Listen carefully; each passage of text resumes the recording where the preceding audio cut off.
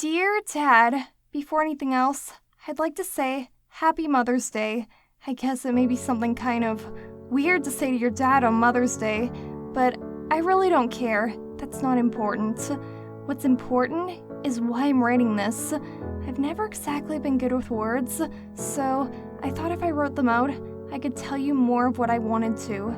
Just to start, I love you. There's absolutely no denying that. I know I didn't say it a lot when I was a teenager, but I always did. Even when we would fight, argue, feel upset, or go through a tough time, I always loved you. You were an amazing father, and I love you for that. I'm sorry for not realizing that some of the time.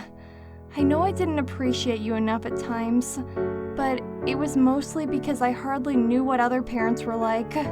When I first met Gilda, I remember thinking she was pretty cool. She was a griffin for peace sakes. She looked cool, acted cool, and was pretty awesome to hang out with. I know, you never really liked her that much, but you were still nice to her. I mean, even after she got me in a crap load of trouble, you gave her a second chance. I mean, it took like 2 years, but you still did. Anyway, I remember the first time I went to her house for a sleepover. The place was pretty neat, pretty organized. There were some broken picture frames and stuff, but I didn't really think anything of it. It wasn't until later that night, when her parents got into an argument, that I realized how crappy some parents are. I heard the shattering of glass, yelling, crying, and even some hitting. I was terrified, and I'm never scared of anything. I was even more afraid when Gilda claimed it was typical behavior. I remember getting all my stuff and flying home that night after Gilda fell asleep. You weren't pleased at all to have me coming home at nearly 3 in the morning, but the moment you answered the door, I remember throwing my hooves around you and saying, "I'm sorry," over and over again. I don't know what I apologized for. I think it was mostly because I thought I didn't appreciate you enough. I saw how other households were, and it just reminded me even more about how easygoing and caring you are. It's kind of funny. When I first started apologizing, I thought I'd done something awful, and we're flipping out a bit. It was pretty funny, to be honest. Anyway, I think we should maybe steer away from the bad memories and get to some better ones. Do you remember that one time for your birthday? I tried to cook you breakfast. I can't remember how old I was, but I must have been 11 or 12, maybe 13. I thought I was responsible enough to handle using the oven. I tried making a cake from one of your old cookbooks, because I thought I'd be able to. Turns out, I wasn't as ready as I thought I was. We were clearing the smoke out of the house for hours. We even had to throw away a couple pans that cake batter burnt into. Yeah, you were a little upset, but you got over it. I think it was awesome of you when you took me out to buy a cake afterwards. It was pretty good, but it I bet would have tasted better homemade. The year after that one, we did make a cake together. That time, no accidents happened, and everything was good. It didn't turn out as good as I hoped, but I guess a lack of culinary skills runs in the family. Wow. Speaking of birthdays, how old are you now? Like 40 or something? You're getting pretty old. It's a shame you weren't at my last birthday party, though. It was a blast. It was thrown by some party planner that wandered into town, and Pinkie Pie. Poor girl got pretty down in the dumps about it, though. Competing with others that have a similar talent to you isn't easy, I know. Speaking of talents, remember the first time you saw my cutie mark? Your jaw dropped to your knees in shock. If I had the energy, I'd probably tell the whole story again, through this letter. But, you probably heard the thing 100 times by now. Still, the day I got it was awesome. I don't think you'd ever been so proud of me in your life. You took me out for ice cream, and pretty much annoyed half your family boasting about my achievements.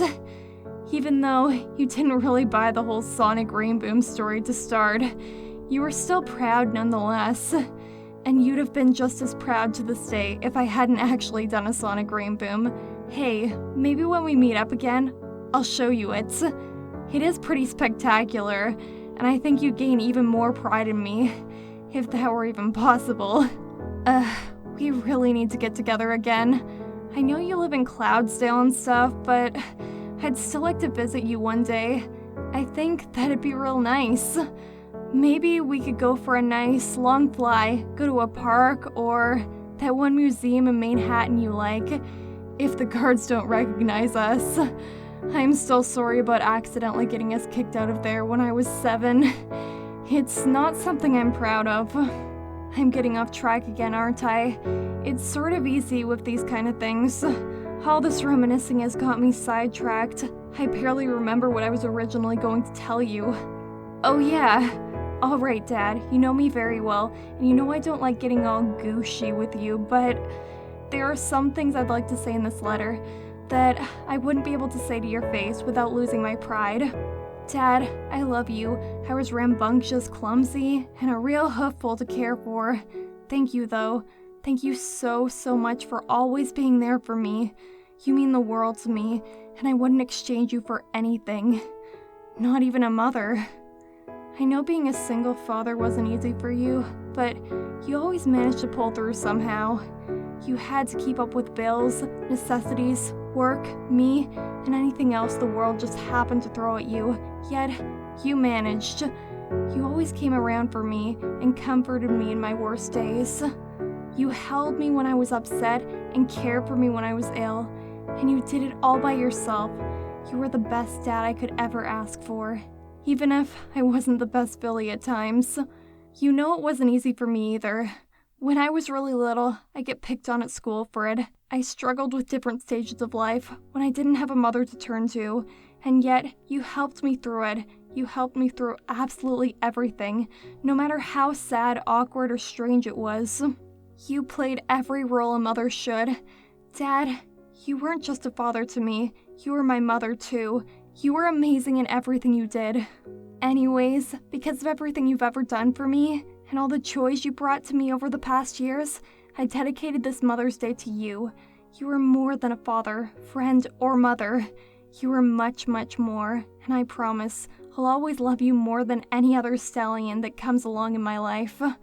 Another thing, I'm sending this a bit early, so maybe you could write me back and give me an okay to come visit you on Mother's Day. I know you're busy quite often, but I take off of work to come visit you next Sunday. Maybe if you're up for it, I could take you to the Museum of the Fine Arts in Canterlot. They'd be 10 times better than that dingy little art museum in Manhattan. Also, we're not banned from this one. Also, since I never really had a mother, I never really knew what you're supposed to do for your mom on Mother's Day. So, I just sent you flowers like most of my friends are doing. I hope you like them, and you're not too masculine to put them in a nice little vase next to your windowsill. Sorry if I sounded kinda gushy through this whole thing. It's nothing I'd say in real life, but you know deep inside, I mean every word. With lots of love this Mother's Day, your loyal daughter, Rainbow Dash.